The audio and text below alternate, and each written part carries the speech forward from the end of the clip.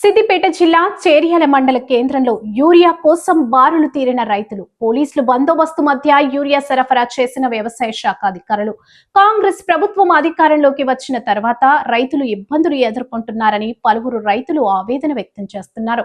సిద్దిపేట జిల్లా చేర్యాల మండల కేంద్రానికి యూరియా రావడంతో ఉదయం నుంచి గంటల తరబడి రైతులు క్యూలో నిలబడడంతో సహనం కోల్పోతున్నారు. రైతులు చెప్పులు అరిగేలా తిరిగినా యూరియా దొరకని పరిస్థితి నెలకొందని ఆవేదన వ్యక్తం చేస్తున్నారు.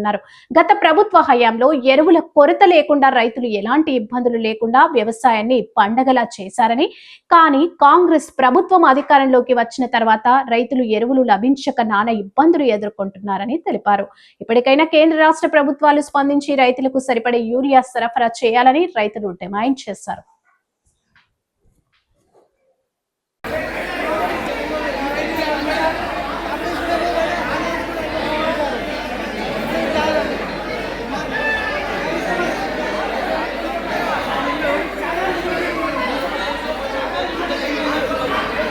చేసిన అవసరం నిలబడదన్నట్టు రేవంత్ రెడ్డి ప్రభుత్వం కూడా తొందరలో కుప్పకూలే పరిస్థితి ఉన్నది.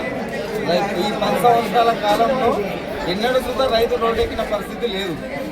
యూరియాకు కొరత లేదు, ఎరువులకు కొరత లేదు, మంచినీళ్ళకు కొరత లేదు, దేనికి కొరత లేకుండా కేసీఆర్ హయాంలో చాలా గౌరవంగా ఇంతో అంతో రూపాయి ఆటోను సంపాదించుకునే పరిస్థితి ఉండే.